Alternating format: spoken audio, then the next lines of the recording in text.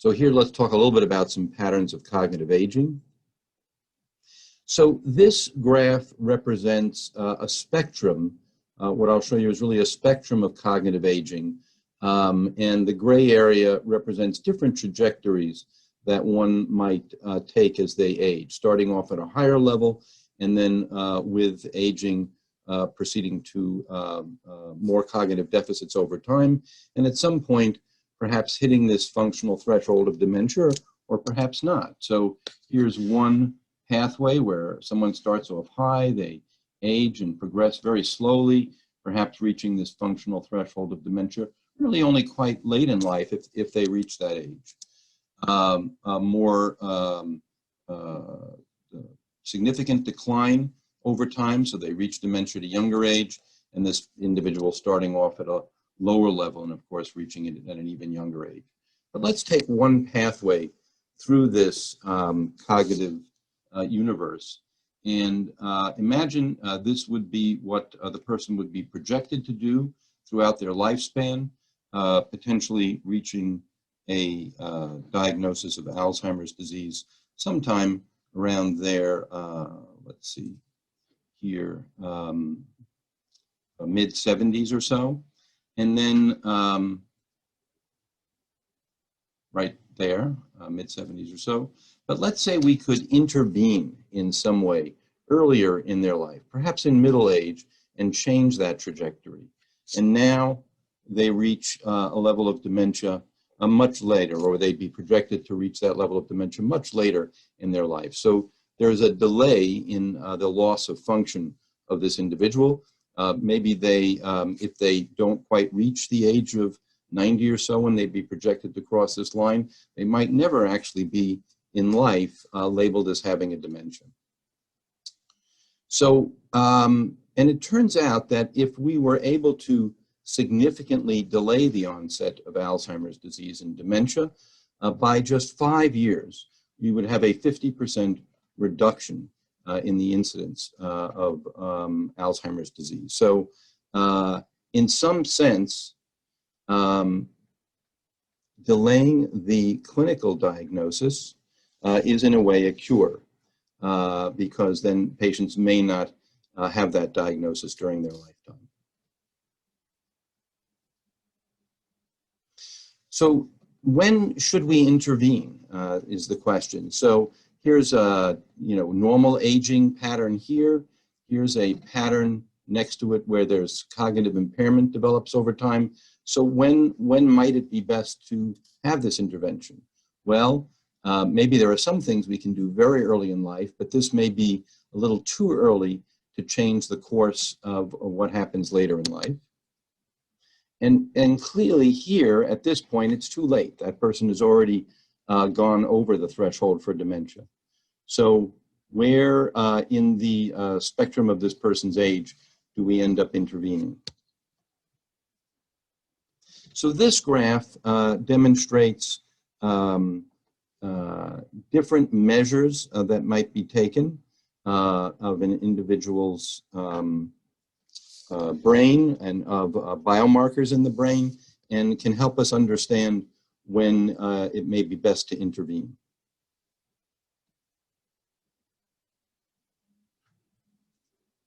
So you see here, so at time 0 would be the time when they are diagnosed with dementia.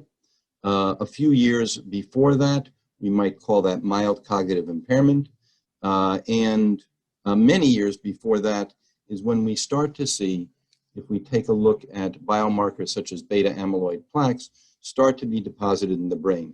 And these come in about 25 years actually before a person is actually diagnosed with clinical dementia. Other changes that take place about 10 years after that, tau and the accompanying tangles are seen in the brain. And again, this now is a good 10 years at least before someone would be diagnosed with MCI, and 15 years before a diagnosis of dementia. Hippocampal volume begins to decline at about the same time. And we also begin to see changes even later than that in functional measures. So the CDR is the Clinical Dementia Rating Scale, kind of a comprehensive global scale of both cognition, and daily functioning, and that is noticed to change the latest. So if we were to intervene before these biomarkers started to change, that would be primary prevention. If we intervene after they start to change, but perhaps before there's much change clinically, that is the window for secondary prevention, and this would be our preclinical phase. And once someone's diagnosed with MCI, now often called prodromal Alzheimer's disease, symptoms have already started, and of course, after the diagnosis of dementia, this would be tertiary prevention in a way, or symptomatic treatment. Here is where we often are using medications now. Here is where some of the early drug trials now that are focused more on mild cognitive impairment and Alzheimer's disease are starting to intervene. Here is where some of the prevention trials are starting, and even trials we'll talk about, these lifestyle trials may still be starting after there's started to be changes in biomarkers. And here's where we might like to be before any of these changes start. And now clinical trials such as the Dominantly Inherited Alzheimer's Network Trials Unit are starting to look at people with genetic forms of Alzheimer's disease even before there is any amyloid deposition. All right, so let's talk a little bit about Alzheimer's disease risk factors and some lifestyle interventions. So there really are now thought to be lifespan risks for dementia and Alzheimer's disease. Of course, we are born with certain ApoE alleles and other genes that may give us both risks for Alzheimer's disease as well as resiliency against it. There are familial factors that we still are not fully aware of. And then we proceed throughout our life, adult life, midlife, late life, and may eventually reach a point of dementia. There are risk factors across the lifespan that increase our chance of getting dementia, such as unhealthy diet, alcohol misuse, smoking, poor sleep, diabetes, and so on. There are some that seem to be concentrated in midlife: obesity, hypertension, and dyslipidemia. And of course, there are other insults that can occur throughout one's adult life. Vascular insults such as strokes, neuronal damage such as head trauma. All of these are contributing throughout our lives to the risk for dementia, but some of them we would be able to intervene at various points. And then, of course, there are also factors that protect against dementia. So, for example, early life education may be a protector. Treating hypertension, eating well, for example, and some people just have better cognitive reserve than others, for example. In point of fact, there may be about, 35% of potentially modifiable risks that we can look to in clinical trials of lifestyle modification that we may be able to change and reduce our risk of dementia. Now, everyone, I don't know about you, but my patients, they're really looking for a smart pill, right? Like that Viagra for the brain. Here, we're making the brain stronger. We see this commercial so often now. I think every patient asks for this. And of course, some of them tell you, beware of fraud, while at the same time promoting things that really don't necessarily work. So everybody wants the easy way, to take the easy pill, but right now there really isn't an easy way. But there may be interventions that do make a difference, but not necessarily that you can pick up at your corner store. So the first intervention I'd like to talk about is exercise. This is not the kind of exercise. I think the dog is getting the exercise here. They're just holding their hand out. I think this is an x-ray of me. I'm always at the computer, so not getting enough exercise. But exercise is thought to have a number of factors that promote benefits in the brain. It certainly reduces stress. It modifies lipid factors, reduces the risk of type 2 diabetes and obesity, and in the brain can promote synaptogenesis and new connections, promotes resistance to injury, and may prevent and slow Alzheimer's disease. And we'll talk about some of the evidence of this in upcoming slides.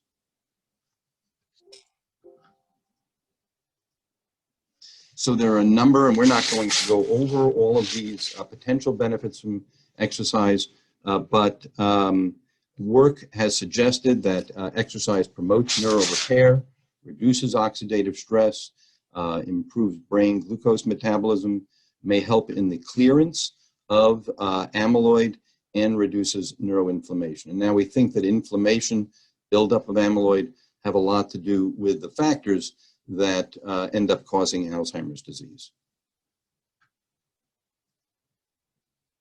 Here's a study that looked at, for example, exercise training, and it was found to slightly promote an increase in hippocampal size over about 1 year of training. So there were two groups here. In the case of one group, they didn't do any particular exercise, just stretching. In the other group, they did 40 minutes of walking or so per week, so really not that much exercise here. And people were followed over the course of a year with measurement of hippocampal size. And as you can see, the exercise group seemed to have slight increase in hippocampal volume in relation to the no exercise group. And it also is thought that exercise promotes brain-derived neurogrowth factor and other growth factors that may help preserve hippocampal size and other brain structures, and thereby lead to maintenance of memory with aging. Another study looked at exercise effects on the brain of cognitively normal older adults, and they found that brain volume of both gray matter, which is shown in blue here, in parts of frontal cortex, particularly cingulate and dorsolateral prefrontal cortex, and white matter, shown in orange, showed increase in volumes with 6 months of aerobic exercise. So, and other clinical trials have shown a signal where exercise, randomized clinical trials have shown improved cognitive scores in adults, even normal adults and adults who may have lower cognitive scores and in with subjective cognitive complaints. So these were 59 older subjects who took part in a 6-month study. They actually had relatively intensive exercise that began at 40 to 50% of their heart rate reserve and increased to 60 and 70% over the course of the trial. And that was compared with a stretching and toning group.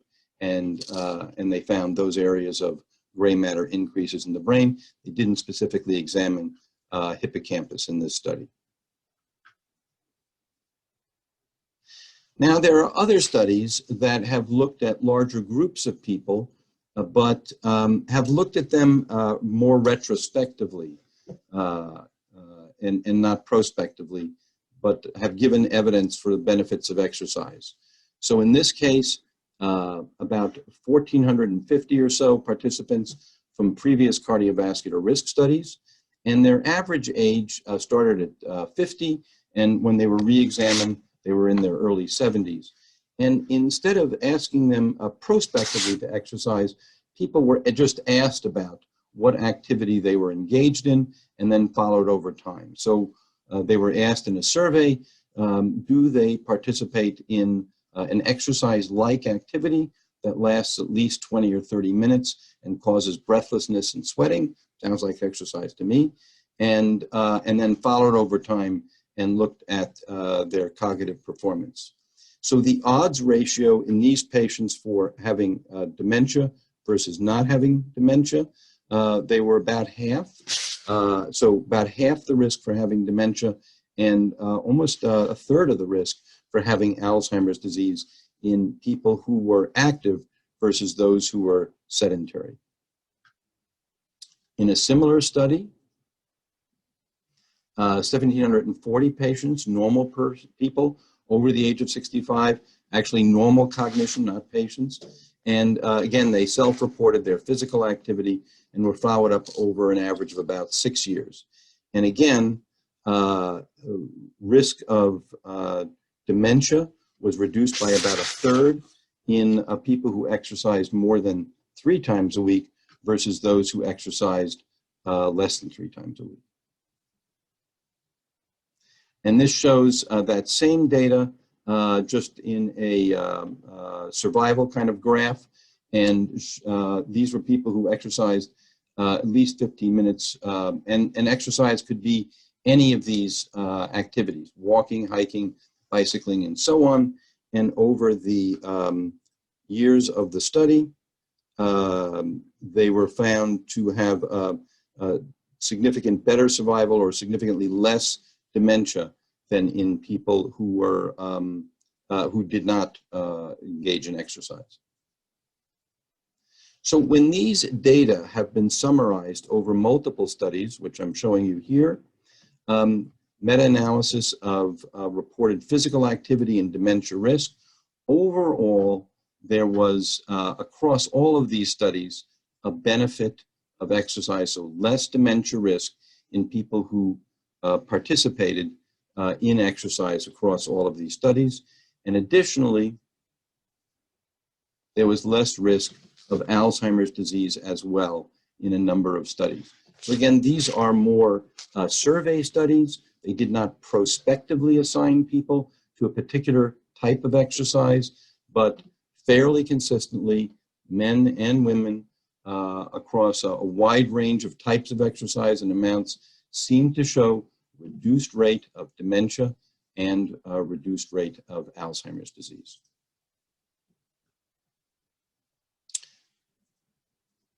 So the overall summary is then, reported exercise appears to improve cognitive abilities and lower the risk of dementia. And now the randomized clinical trials are being performed. The recommended amount of exercise is not entirely clear. We think that about 150 minutes per week, with the ranges from about 40 to 225 minutes a week, have been suggested. So 5 days, 30 minutes a day. And the intensity that's recommended also, some have been less, has been moderate, meaning some breathlessness and sweating. And it's, some studies have suggested that more strenuous exercise may be better. All right, let's look at lifestyle interventions of diet. Here's a food pyramid that looks at Mediterranean type of diet. Similar to the previous slides that I showed, we all like to focus on our comfort foods.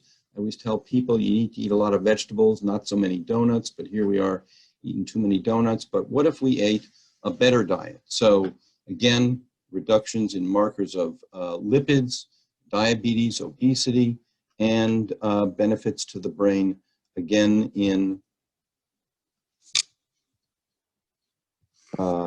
new connections, resistance to injury and death, and may prevent or slow dementia and Alzheimer's disease.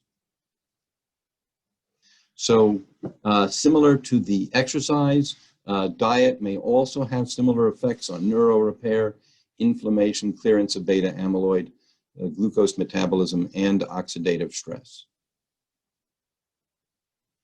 And so the diets that have been most studied are Mediterranean types of diets, where there is a high consumption of olive oil, legumes, whole grains, and fruits, moderate to high consumption of fish, consumption of dairy products, low meat and meat products, low to moderate wine consumption, although subsequent studies have suggested that having too much alcohol per week is probably not healthy. Other similar diets have been the DASH diet, dietary approach to systolic hypertension, which is quite similar and emphasizes fruits and vegetables and has less dairy, for example, than the Mediterranean diet. And then more recently, the MIND diet out of Rush, which is a combination of both the Mediterranean and DASH diet, with MIND standing for Mediterranean Intervention for Neurodegenerative Delay. So here was a study that followed the MIND diet and also looked at it in comparison with the Mediterranean diet and the DASH diet to see which, how all of these diets compared in reducing the risk of dementia. As I mentioned, the MIND diet focuses on brain, whoops, let me get to, right, here we go. Brain healthy foods, and berries are considered better for the brain, and not just general fruit consumption. Looks at more green leafy vegetables, lower dairy consumption, lower potato than the Mediterranean diet, and not as high fish. But basically, MIND diet designed to focus on more of the brain healthy foods at the levels that seem to have a benefit. And the way they assess diet in these studies is with a really a diet type of survey that people fill out each week, and you kind of figure out how much they're eating by the amounts of each of the items in the diet. And so I'm just showing you the one for the Mediterranean, for the MIND diet. And so here, things that are good, so if you eat a lot of green leafy vegetables or other vegetables or berries or nuts or olive oil, you get a point for that. If you don't eat much of these, you don't get any points. Similarly, whole grains, fish, but not fried fish, beans, poultry. Again, eating more servings of these per week give you a point. And if you do everything right, all your points add up to 15 points. And if you don't eat well, then 0 points. Some things, however, the more you eat of them, the worse they are for you. So things like butter, margarine, cheese, for example, red meat and similar products, and fast foods and sweets, the more you eat of them, the lower number of points you get. The less you eat, the more points you get. And then alcohol, again, modest consumptions, at least in this, seem to be okay. And here is the data when they tallied people's compliance with this diet for the Mediterranean diet, the DASH diet, and the MIND diet. So let's focus here up in the Mediterranean. They divided people into tertiles on each of these graphs based on how closely they followed the diet. The highest tertile followed the diet most closely, next most, and the least closely for T1 on each of them, and so on for all the diets. And what you can see, T3 here, dotted line, these people had lower risk of progressing to Alzheimer's disease, about half the risk over the years they were followed in the study. Similarly, conforming to a DASH diet, best conformance, lower risk. And finally, the MIND diet, best conformance, lower risk. So all of these diets have a lot of similarities. Conforming to the diet seems to reduce the risk of progressing to Alzheimer's disease and dementia. And in some cases, particularly for the Mediterranean diet and the MIND diet, the better you adhere to the diet, the better you do over time in a linear type way. That also seems to be true of the DASH diet, but partial adherence didn't seem to be quite so beneficial. So, diet summary: reported adherence to Mediterranean, DASH, or MIND diets appear to have benefits for cardiovascular health and a reduced risk of dementia. But again, in this case, these diets were all, in a way, retrospectively assessed. People were not assigned to the diet. They filled out a food survey questionnaire documenting what they ate, but they were not assigned to different diets, so a less powerful result. But they all do, and several studies now appear to promote that adherence to these diets seem to reduce the risk of dementia, and increased adherence seems to provide more benefits. What about other lifestyle interventions, such as cognitive training and leisure activities? So, in this study, 65 subjects were asked about participating in cognitively stimulating activities throughout their lives. For example, they could read a book or newspapers, write letters or emails, go to the library and play games, and so forth. And they underwent PET scanning to measure amyloid. So the image I'm just going to show here is not from the study, but just of a generic PET scan illustrating what these amyloid scans look like when they're positive or negative, and they've been colorized. So here in the negative image, the negative slice, you do see some avidity of the ligand, so collection of the ligand, but it's really more in white matter, and it does not extend out to the gray matter. While in a positive amyloid scan, the amyloid extends all the way out into the gray matter. So we can take this and measure it across the brain about how much brain amyloid there is in different populations of subjects who are participating in these various stimulating activities. So here, let's take a look at these one at a time. So if we measured brain amyloid, young controls, of course, have the least amount of brain amyloid, as we might expect. Patients with Alzheimer's disease, the most overall, and our older controls at intermediate levels, and the amount of amyloid appears to correlate with the amount of cognitive activity. Now, as I'll discuss in an upcoming slide, does that mean that increasing the amount of cognitive activity reduces amyloid, or does that mean that people with less amyloid can better participate in higher levels of cognitive activity? And that isn't clear from these types of trials. So a large study was done that looked at different types of cognitive training in older adults, and actually did it as a part of a randomized clinical trial. And this was called the ACTIVE Study, Advanced Cognitive Training for Independent and Vital Elderly. 2,800 or so people were followed. They were between the ages of 65 and 94.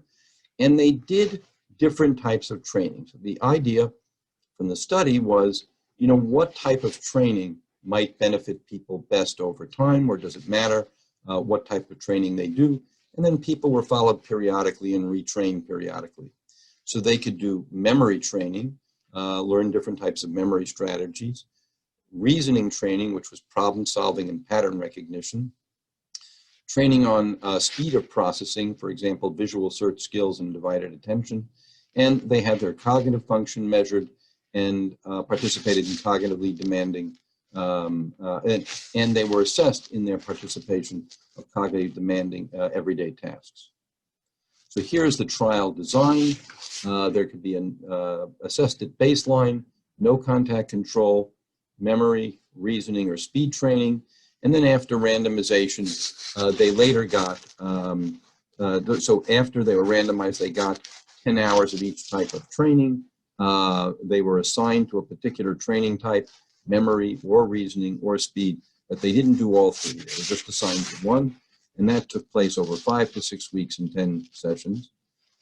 They had a subsequent assessment after the training, and then at month 11 had some booster training, and at month 35 some additional booster training, and got assessed at 1 and 2 year, and then 3, 5, and 10 year time points. And what they found was that the improvements were seen within each trained domain. So if you were in the memory group, you did better on tests of memory. If you were in the reasoning group, you did better on tests of reasoning. And if you were in the speed training group, you did better on tests of speed training. But there was no generalization between cognitive abilities, which of course was disappointing. We'd like to do one thing and then have that generalized to everything else. It doesn't really seem that way. It seems like you have to train on different cognitive tests to improve your ability in those areas. The booster sessions did produce further improvement, and the improvement was maintained at 2 years, but there was no measurable impact on their daily living activities. So people did better on the tests they were trained for. The brain is very good at that, but they didn't do better on the things they weren't trained for. It wasn't a general kind of effect on the brain, and it didn't seem to improve their daily functioning, at least within 2 years. Now, they were then followed up at 5 years. Again, there was maintenance of improvement with each trained domain. In the reasoning group, perhaps a little bit less decline in self-reported instrumental ADLs, but still no change in the incident rate of dementia even 5 years later. And again, here's the effect size here, but all of this is within group: memory for memory, reasoning for reasoning, and speed of responding for speed. At 10 years, a little bit less decline in instrumental ADLs, and speed training actually did seem to reduce the risk of dementia versus the control group by 29%, and each additional speed training session seemed to lower that risk for dementia still further. The effect was not seen in 5 years, perhaps because although there were 180 dementia cases, perhaps that wasn't enough, but it was at 10 years, so maybe this training does take time to develop.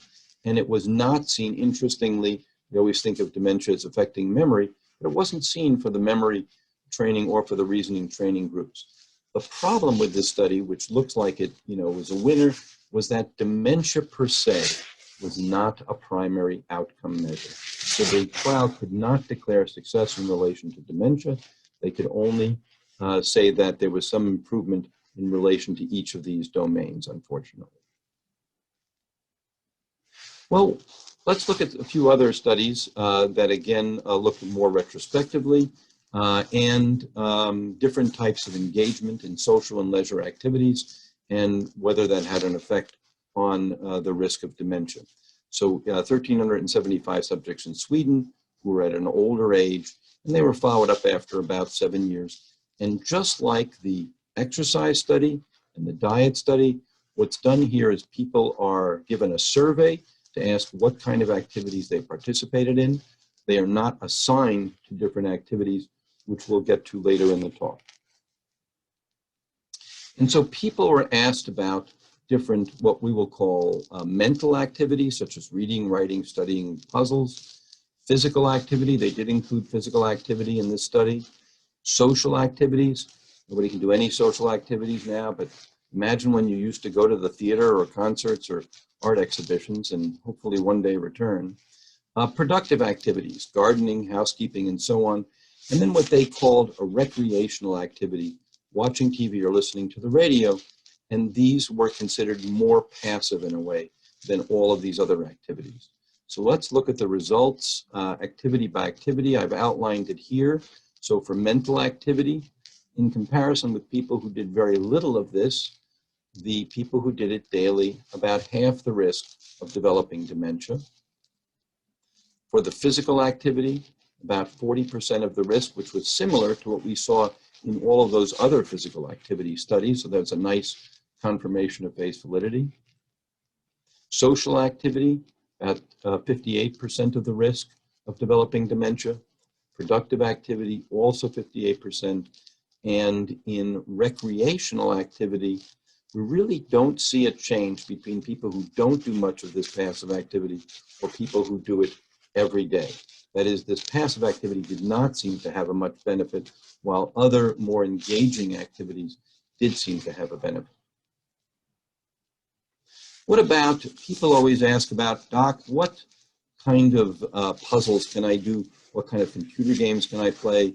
What's the best way to help train my brain? So as an example, Lumosity is a set of activities. They provide a variety of games and various types of assessments.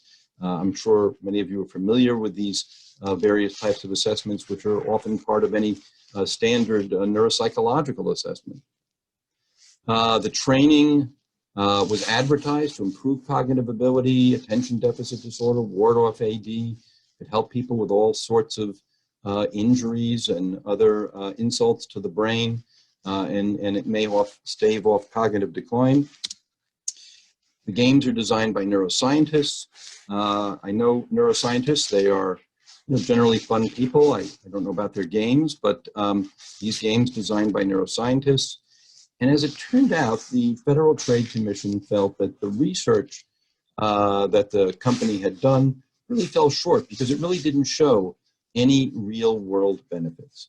And it turns out, of course, just like we saw in a way in the active study, that if you trained on a particular game, you got good with that game, but you didn't really get good on any of the other types of games, and they really didn't see changes over time. Now, maybe somebody should have told the FTC that you need to follow someone for 10 years instead of a few years, but unfortunately for Lumosity, they were fined significantly for their misleading advertising. And so kind of the moral of the story is that just playing one type of brain game or puzzle doesn't really do much for the brain. It has to be more engaging. So the summary is that mental, social, productive activities may have benefits in reducing the risk of dementia, but you probably have to do them for quite a few years.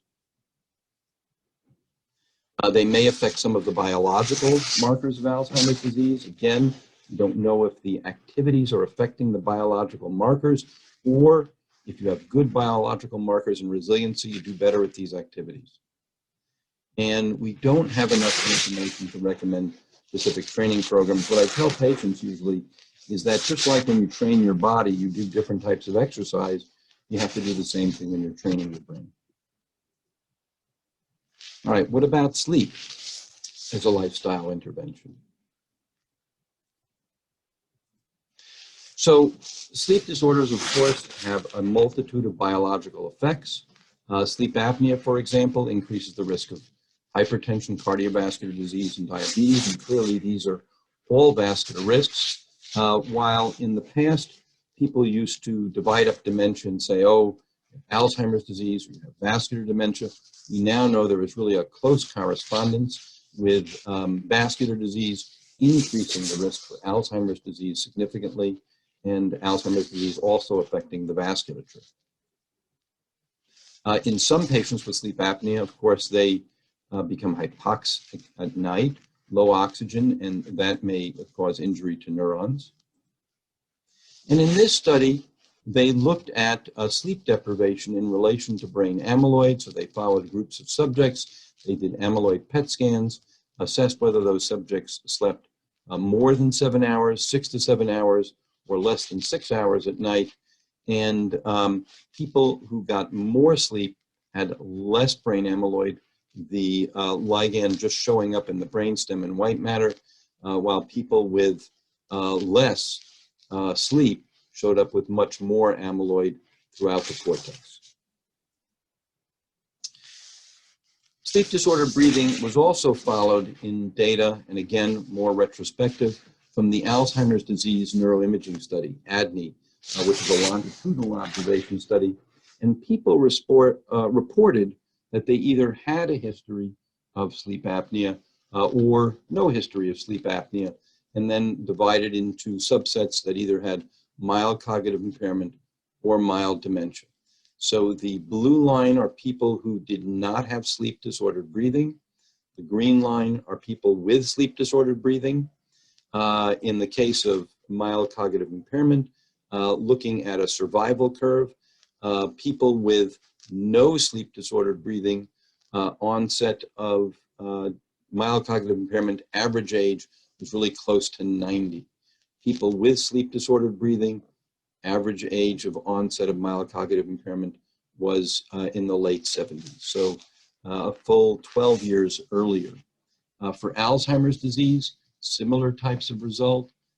People without sleep disordered breathing, later onset of Alzheimer's disease, those with sleep disordered breathing, earlier onset. And there have now been studies, although I don't have them here, that have shown increased amyloid deposition and reduced amyloid clearance in tau clearance in people with untreated sleep apnea. So sleep summary, poor sleep may increase biological markers of Alzheimer's disease.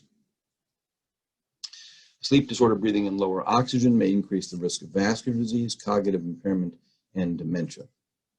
And we think the amount of sleep that would be beneficial should be about 7 to 8 hours per night. But of course, that varies somewhat from person to person. So let's talk now, bring that back to kind of more a life course approach and the multidimensional evidence for studies now that try to have many ways of intervening in a person's lifestyle. So despite everything I've told you, most of those studies, as I've mentioned, have been retrospective. And when examined by either the Minnesota Evidence-Based Practice Center Review or the U.S. Preventative Trials Task Force, the evidence from well-done, unbiased clinical trials is actually very sparse up until recent years. So no magic bullet preventing dementia, nothing that even approached US PSTF level of recommendation. NIH Consensus Conference also felt that firm conclusions could not be drawn. So a lot of suggestive data, at least up until recent years, that there were potentially benefits, but not the hard type of data with the unbiased trials that conclusively would suggest benefits from these interventions. And that's led, for example, the U.S. Preventative Task Force does not suggest, for example, screening for cognitive decline and intervening, because we don't yet have the evidence that knowing that someone is at risk for dementia and Alzheimer's and then intervening, we don't yet know conclusively that that's going to have a benefit, although there is all of this background suggesting that it is likely to.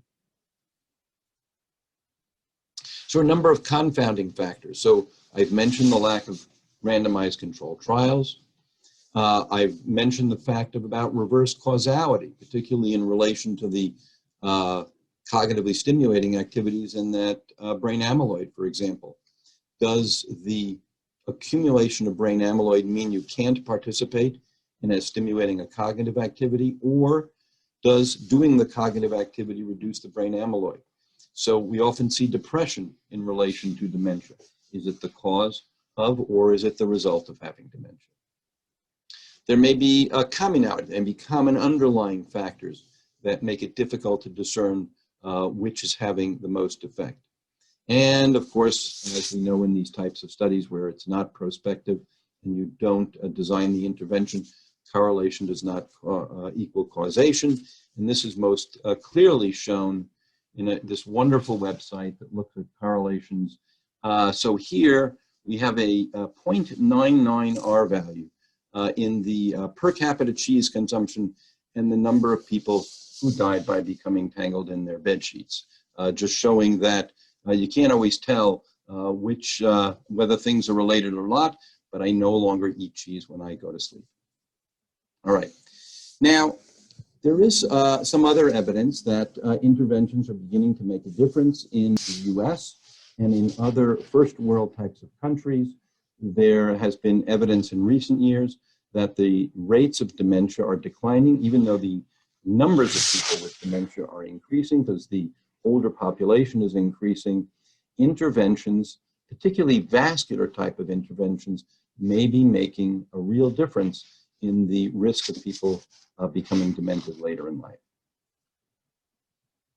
So there are some challenges in dementia prevention. Dementia pathology is complex. There have been a number of really nice studies out of Rush, for example, showing that multiple pathologies are often present, and that when we say Alzheimer's disease, sure, we may be able to measure that, but we may not be measuring in life whether that person may have some Lewy bodies as well, or TDP deposited, or other pathology.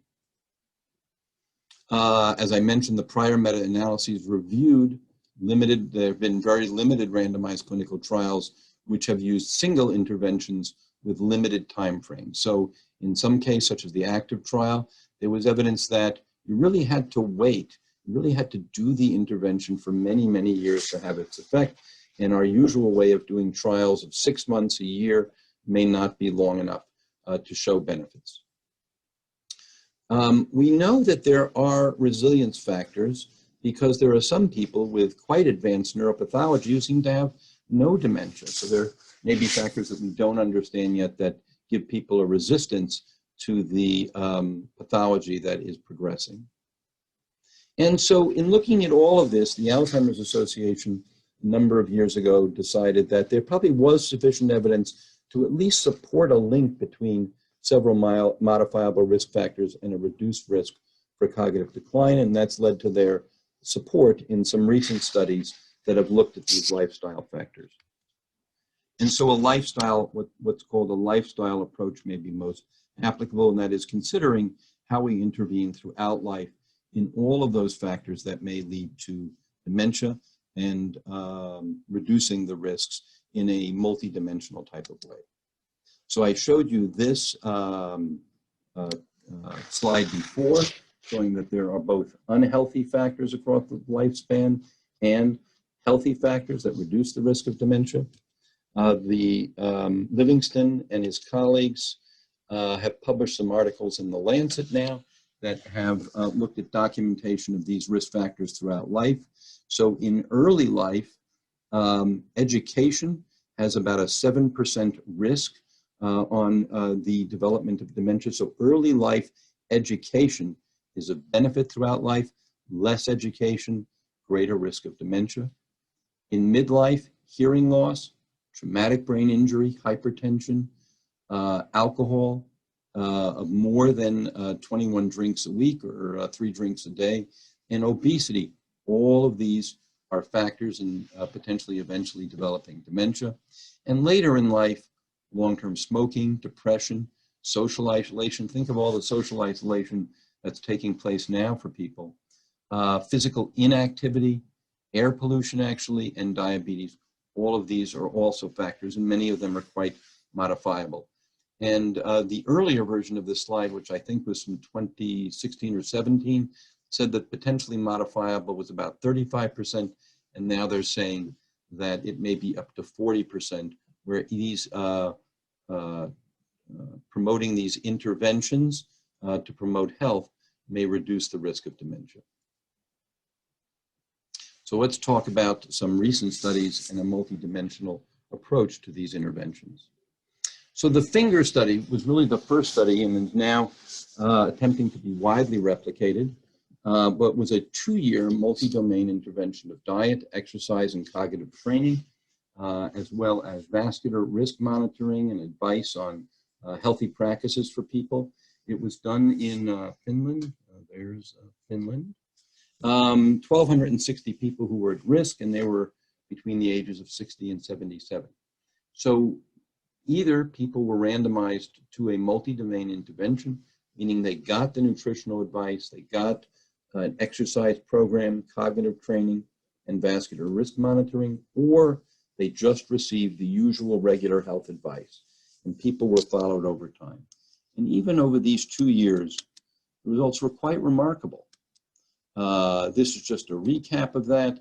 So one point to be made is that people who were recruited into the study, their level of cognition was at or slightly below the expected mean for age, but they were not demented. And so the idea being they were not recruiting, you may have heard of superagers, where people who do particularly well in life and may have these resilience types of factors so that even up into their late 80s or 90s, they're performing about as well as people who are much younger. That was not who was recruited into the study. Regular folks were recruited. They followed a diet that was high in fruits, vegetables, whole grains, and so on, did exercise 5 days a week, did a variety of types of cognitive training, both web-based and those led by a facilitator. They had numerous group meetings, again, something that's a little more difficult now. And they were given health advice of metabolic and vascular risk factors, while the comparison group was just given this health advice. And what did they find? So on the left here, neuropsychiatric test battery, 25% improvement in the intervention group in red versus the control. Executive function, 83% better. Processing speed, 150% better in this group. And memory for complex tasks, not a simple memory task, but the complex ones were also significant in just 2 years. So multidimensional intervention seemed to have a number of effects, not just in one domain of cognition, but in multiple areas of cognition. In addition, as you might expect, there was a lower risk for their functional decline in their instrumental daily living activities. Dr. Gitelman? Yes. May I interrupt you for a second?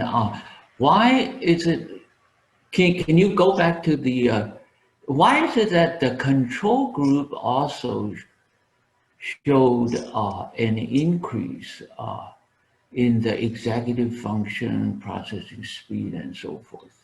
Well, some of that may be practice effects, of course, and some of it was they were getting some health advice, so they were not put out into the back alley. They were given advice about how to improve their health, and some of them may have done things to improve their health. But the difference is that in the intervention group, it was far more structured and rigorous. Okay, thank you. As you might also expect, participating in the study, particularly in the intervention group, lowered the risks for multimorbidity. So people were much less likely to have development of multiple chronic diseases if they were exercising and eating healthy. Who'd have thought, right? So overall results, improvement in their BMI, their dietary habits and physical activity, improvements in a variety of neuropsychological tests, lower disease risk, and importantly, these results held regardless of socioeconomic status, their baseline cognitive function, what their ApoE status was, and their cardiovascular risk factors. So all comers, if you took them in and they participated in this multidimensional, intervention, they seem to benefit over time. And that's really important. Now, Finland, of course, has probably a more homogeneous population than the US. And so now we'll talk about how this is going to be examined in the US as well. So in the US, the Alzheimer's Association is now funding a 2-year study, okay, to promote a healthy lifestyle, similar to what's being done, what was done in the finger study, but it will be 2,000 older adults, and it will be at sites around the US. And they will have physical exercise, nutritional counseling, cognitive and social stimulation, and also advice on management of health status. And so this is the first large-scale prospective study to examine a multidimensional intervention in the US-based population. So the finger study, of course, has promoted all sorts of follow-on studies. So finger here up in Finland, and then there are a number of countries, US, China, Australia, Philippines, and then throughout Europe, that either are planning on similar types of studies or are implementing a finger-like study. And then a number of other countries, Canada, Mexico, and several countries throughout South America, other countries in Europe and in India are planning on a similar type of intervention. So the idea is, of course, to roll that out, and in different countries with different cultures, different dietary habits, different exercise habits, and so on, can this type of multidimensional intervention make a difference? In the US, as I mentioned, there'll be 2,000 people who are participating. They're looking for people who start out with a sedentary lifestyle, poor diet, suboptimal cardiovascular status, and a first-degree history of some memory impairment. So they're really looking for people where an intervention is going to make a difference. So if you're the person already who's training for the marathon every weekend and, you know, eating vegan or whatever, you're probably not the person for this study. But they really want to see if making an intervention is going to make a difference. And the primary aim is to assess the effect of random assignment to these 2 lifestyle interventions on whether it makes a difference over the 2-year trajectory of the study, both in cardiometabolic risk factors and in cognitive performance. So here are the study sites throughout the US. So the mothership is at Wake Forest. Laura Baker is the overall PI for the national study. In Chicagoland, I'm at Advocate, where we have a site, and Christy Tangney's at Rush. And then other sites include UC Davis, Houston, and Brown University in Rhode Island. And similar to what was done in the finger study, there will be 2 groups. So a self-guided group and a structured group.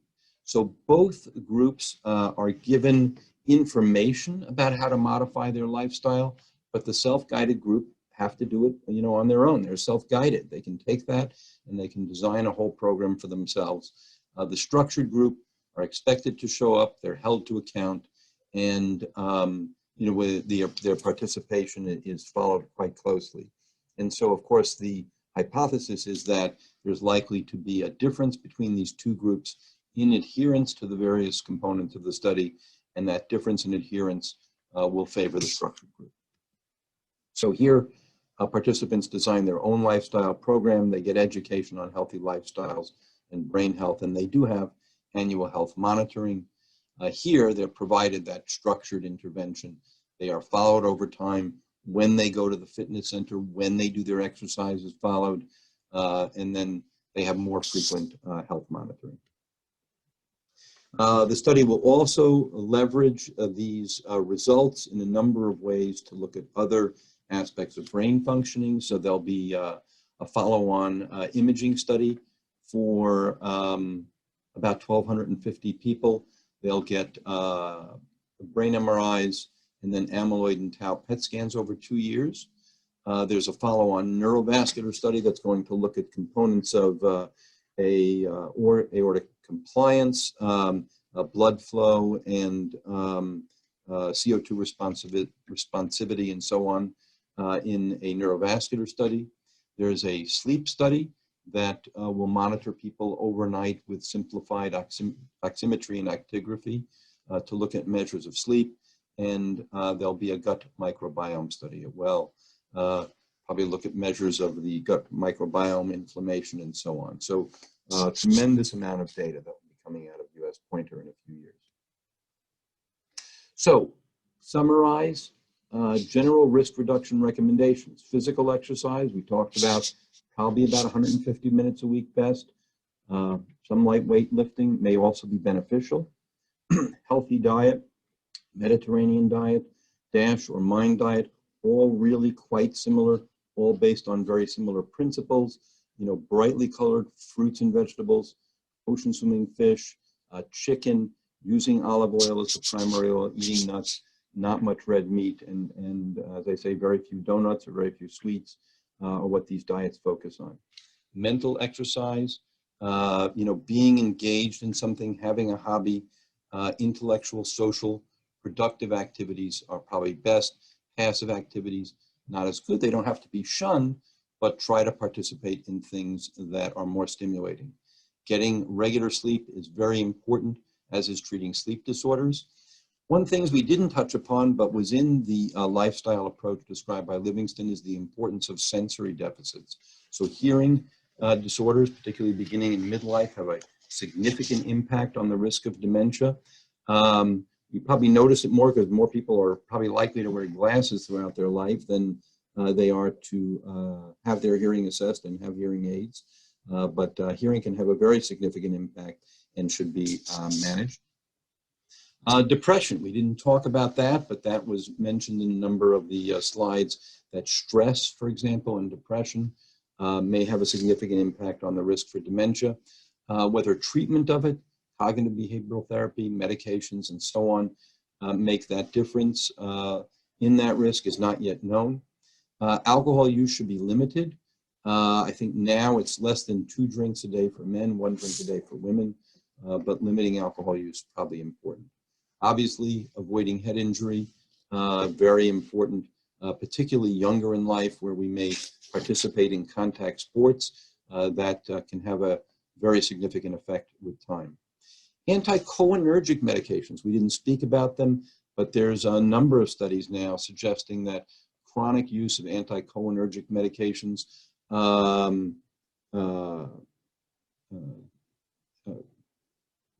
medications such as Benadryl, for example, that are chronically used, or medications for dizziness, or some of the older antidepressants may have a significant impact and may increase the risk of dementia. On the other hand, supplements, omega-3 fatty acids, soy, ginkgo biloba, B vitamins, and so on and so forth, none of them have clearly been shown to reduce the risk of dementia. I might add here that, for example, vitamin D, low vitamin D, has been found to be a risk for dementia. Deficiencies of B vitamins leading to high homocysteine, also a risk of dementia. But when the prospective studies have been done, for example, with the B vitamins, giving the B vitamins beyond where people are no longer deficient does not seem to reduce that risk of dementia. And so I can't recommend any supplements. What we're moving towards, so we've talked here about really general types of categories, right? So diet, exercise, all of these recommended in a very general way for people. We're not talking about personalized exercise programs yet or specific diet programs, just that you should exercise, and you should eat healthy by having a Mediterranean diet. But there's now also work going on more personalized ways of predicting risk of dementia and looking at whether interventions may make a difference. So for example, here, this study was the risk score for prediction of dementia risk in 20 years among middle-aged people by Kivi-Pelto et al. And it looked at the midlife risk of dementia within 20 years. On this large table to the left, here were the factors that they included in their model, and I'll explain why there are two models in a moment. But age, the amount of education someone had, their gender, their systolic blood pressure, lower or higher than 140, their body mass index, their total cholesterol, their physical activity, and their ApoE status. And ApoE status is what determined the model. Model 1 did not include ApoE, Model 2 did include ApoE. And so people can have their risk status measured, so you get different scores depending upon which of these factors is true for you. And then, of course, if you look at the score levels on the right, 0 to 5, 6 to 7, and so on, the lower the score, the lower the risk of dementia. So a 0 to 5 score, risk of 1%, and higher scores, much higher risks of dementia. And it turned out ApoE really wasn't much of a factor in this model. The authors then took a look at, maybe on a different paper. I think I got this. Let me take a look here. Yeah, a little out of order here. So here is this midlife risk of dementia, and they looked at different risk profiles. So low risk profile, whether or not you had no ApoE included. So what does low risk mean? Young age, female, a lot of education, low blood pressure, not overweight, doesn't have high cholesterol, physically active, very low risk of dementia in 20 years. Contrast that with the high risk profile, older than 50, male, low education, high blood pressure, high weight, high cholesterol, inactive, huge risk of dementia in the next 20 years. Important point here is that we can intervene in this person in fairly specific ways to reduce their risk. And again, ApoE made some difference, but there was still substantial risk for dementia, even in people who are not E4 positive.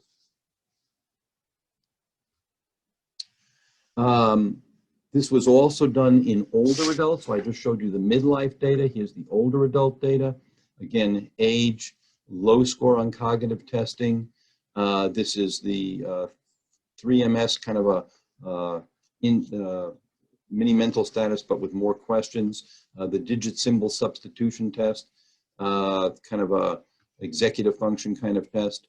What their BMI, in this case, they looked at low BMI, whether they had ApoE4 allele, whether there was white matter disease and ventricular enlargement, and in this case, not due to hydrocephalus, but really due to atrophy. Carotid artery thickness as a measure of atherosclerosis, whether there had been bypass surgery, speed of movement, and alcohol consumption. And again, a range of values here that can be assigned to the person. And look here, they looked at actual versus predicted. They're really quite close, but the higher the score, the higher the risk of dementia. Somebody who got none of the points here, or I guess at the highest level of the score, within 6 years, extremely high risk of progressing to dementia. Other ways of looking at the prediction, let me go back here because it's out of position. They looked at dementia risk prediction, this is in women, and looked at it in relation to measuring brain amyloid and neurodegeneration. In this case, amyloid measured by an amyloid PET scan, neurodegeneration measured by a volumetric type of MRI scan. And there were different levels that could be followed. Normal meaning no amyloid, no neurodegeneration. Amyloid alone, neurodegeneration alone. Both already having mild cognitive impairment and amyloidosis and neurodegeneration, and mild cognitive impairment and just neurodegeneration. So various combinations of factors. And as you can see, in the normal state, very low 10-year risk, even up to the age of 90, if you don't have amyloid in your brain and you don't have evidence of neurodegeneration. And of course, in people with both who are already showing the effects of the amyloid and neurodegeneration, extremely high 10-year risk. So trying to personalize this in a way. And then finally, Richard Isaacson and a number of other sites around the country have promoted an even more personalized approach than this. So measuring what he calls anthropometrics, percent body fat, lean body mass, and so on, a variety of blood biomarkers, including genetics, measures of lipids, inflammation, and metabolism, and then doing various cognitive tests. And he's come up with a model to try to provide a huge number of personalized recommendations for people, and whether that makes a difference, you know, will remain to be seen and is being studied now. So, for example, this was he gave the example of a perimenopausal 59-year-old woman. She's heterozygous for ApoE4, no cognitive complaints, but she has a borderline hypertension, she has hyperlipidemia, she has abdominal obesity, there's more visceral body fat, some insulin resistance, her homocysteine elevated, her memory was normal, but maybe not where it should be, and maybe not where it was given her background. And using this kind of program provided a large number of individualized recommendations. This very complex slide illustrates that, but he's divided this up into these biometrics, what I call the anthropometrics, the various labs, metabolic, lipid, serum fatty acids, and others such as homocysteine, and then the genetics. And then this colored block here shows kind of where this person's risk is, because this is where the lines take off from. So high risk on the biometrics. So we mentioned they have abdominal fat and high body fat.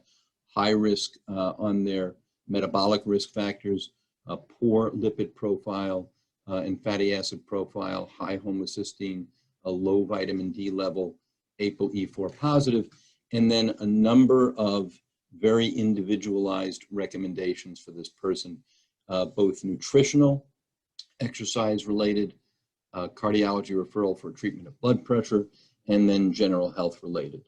And so he summarizes these as discussing with this person what the risks and benefits are of long-term hormone replacement therapy, genetic counseling because they're E4 positive. Obviously, they need some blood pressure control, and consideration maybe of a coronary calcium scan for their cardiovascular risk stratification. So all these are kind of general measures that we would do now. I've colored in purple the ones that are really more specific to this more intensive approach. So not just the general exercise counseling, but exercise counseling geared for body fat reduction, because that visceral body fat seems to be potentially put people at greater risk. Nutritional advice, not just saying eat the Mediterranean style diet, but also an emphasis on fatty fish and extra virgin olive oil to address their elevated LDL and low HDL. Limiting foods with a high glycemic index because of their insulin resistance. Optimizing their B vitamins, and he suggests cocoflavanols, considering their insulin resistance and so on.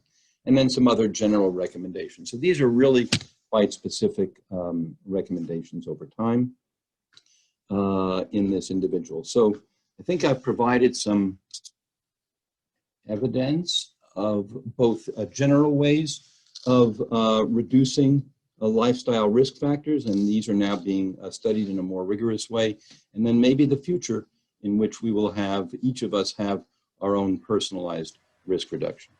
So I'll stop here. Dr. Gitelman, I recently read a paper. Let me share the screen with you, show you the paper. that paper, in your study, the studies you reported, exercises clearly have a beneficial Right. effect. And this paper says that exercise did not have a beneficial effect on the onset of dementia or Alzheimer's disease, either no effect or insignificant difference. I wonder if you would like to comment on this paper. Well, I haven't seen this particular paper, so I'm not sure I can comment. I think I showed on the meta-analysis that there is a spectrum of effects early on when we looked at exercise. I would, other than saying I'd have to see which studies were included, how that included, how that compared with other meta-analyses. It's a little difficult for me to comment on that. Obviously, it says from the abstract they've included a large number of, controlled trials and so on, but it seems like they were particularly looking at executive functions, and it may be that exercise has other effects. So, I think which studies were included and the types of assessments that were being made and how they were making those assessments are important. But other than that, it would be hard for me to comment more specifically. I will have to take a look at the study, though, so obviously very interested. Okay. I was extremely surprised when I first read this paper, and I'm still a little skeptical about, I believe in exercise, the beneficial effect of exercise. So I have some difficulty, believing. You're not even sure it's true, huh? Okay. Thank you, Dr. Gitelman. It's been, I can't believe we've been engaged for almost 90 minutes in this. It's really, very comprehensive. So we have time for a few questions or comments. May I? Please, Dr. Salum. Okay, thank you very much, Dr. Gitelman. It's a wonderful presentation. Really appreciate you presenting at the seminar as well. So I have just a comment. I'm really kind of surprised. I don't work in this space. But you mentioned that like 150 trials, they were all negative. Right. So probably that must be a record. For and really the intervention that that are effective are just lifestyle intervention, which again it tells us how difficult this disease is. Yes, it does. But you mentioned about people looking at inflammation as maybe a target. So would you mind to expand a little bit on this? Like what are they targeting? What kind of inflammation is it? Yes, so they've discovered, and I have to confess, I don't know all the factors off the top of my head, but there is inflammation.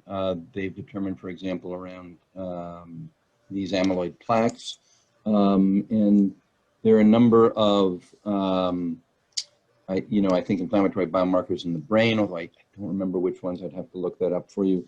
As well as when you look at genetic risk factors, there are a number of, so some of them obviously relate to amyloid production and clearance, but a number of others actually relate to immune-related and complement factors that figure into inflammation.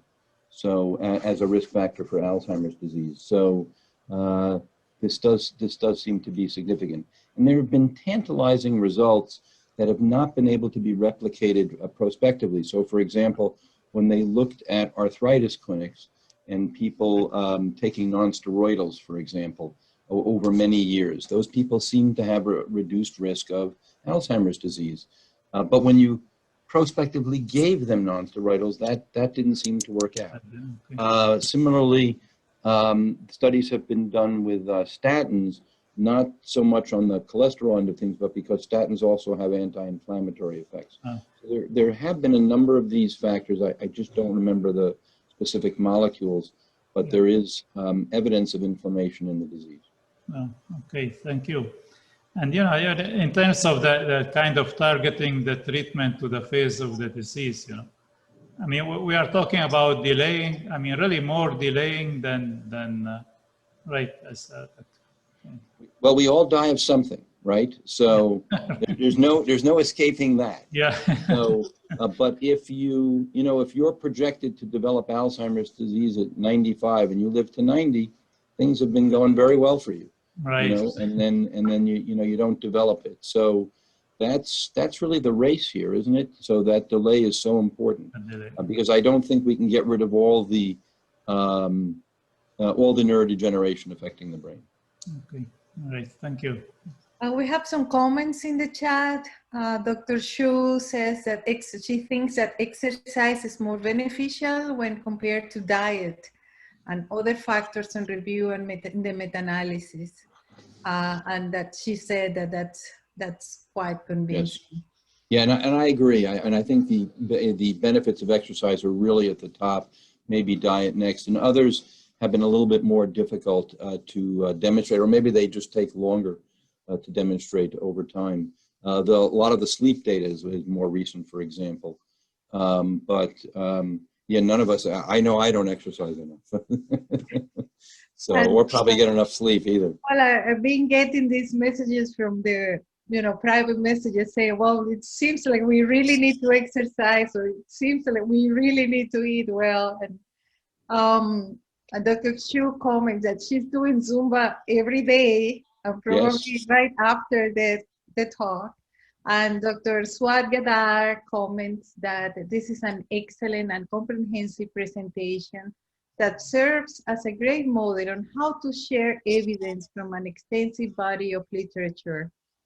And I think, everybody feels there. She comments, I'm going for a walk, right? Now that's the best. See, that's the best compliment, that she felt convinced enough to go for a walk. So that's wonderful.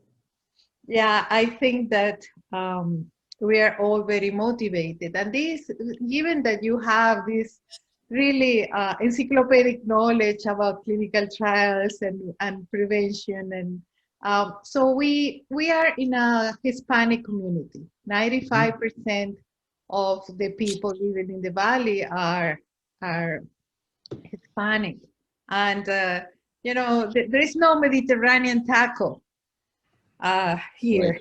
Right. I mean, culture. How much do we know about prevention and these trials in populations that are rural, for one, and Mexican Americans? Most of the Hispanics population here is of Mexican American origin. Certainly, we all have Mexican American diet.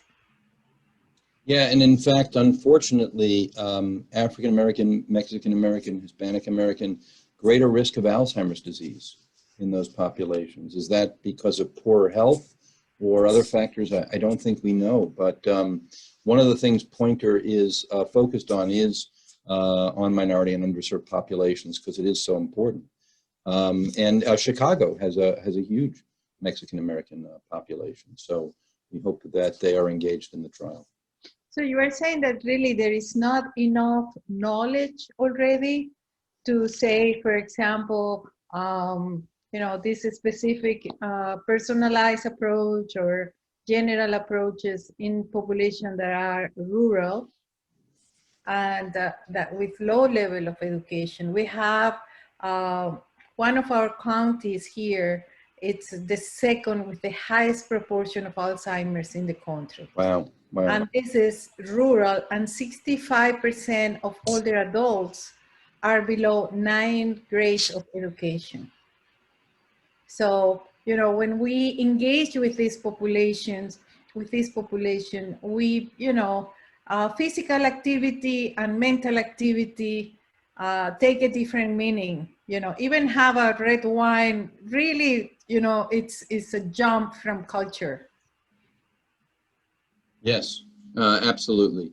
But it illustrates the importance. I mean, as you said, many in that community have very limited education. And it's really clear that improving that in the long term could have tremendous effects for the community. But of course, many of those effects are many years out.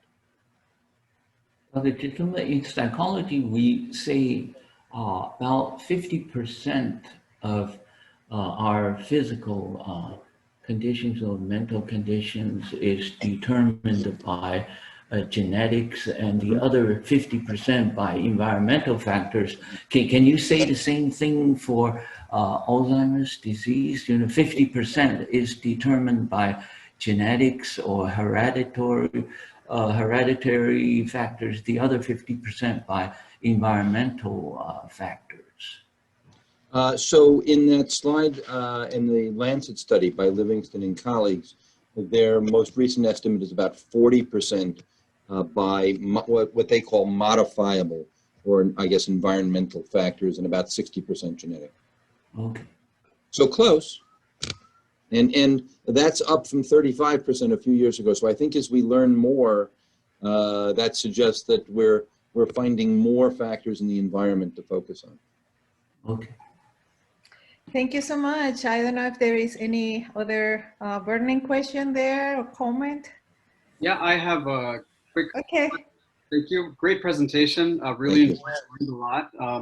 So maybe two questions. So the first question, I'm from the Department of Psychological Science. I'm a behavioral neuroscientist by training, but I'm very much interested, obviously, in behavior. And one thing I've noticed in clinical psychology is it feels like the focus tends to be on, not really on prevention. I think many people don't really think about prevention, but I'm curious if you have experience or maybe you've read about how to incorporate maybe the clinical psychology services earlier, so you get to that prevention. Because it feels like a lot of the clinical psychologists I talk to, it's like they come in when there's already the disorder in place. They have to do like a neurocognitive assessment or something, and they don't really think in the terms of prevention. And I like that part of your presentation about, trying to catch this early on before there are problems. So that's right. Well, I certainly think clinical psychological services, in terms of thinking about stress reduction, depression can certainly have effect. I mean, those may be fairly significant factors, and engaging people earlier on. I mean, the pandemic has just been terrible for people, right? Social isolation and a tremendous amount of stress. And I know our patients with dementia have done, some of them quite poorly, with this isolation, inability to go to programs and interact with people. So yeah, I mean, I think involving those services, focusing on people's mental health really would be quite important. In terms of the testing, we're not quite there on the evidence, right? So the U.S. Preventative Services Task Force does not yet advise actually screening people. I mean, as amazing as it seems, we have this data, but they don't yet advise screening people for cognitive impairment or dementia in a population kind of way. But maybe that's coming, and then involvement of the psychologists will be important to find ways of screening people more effectively.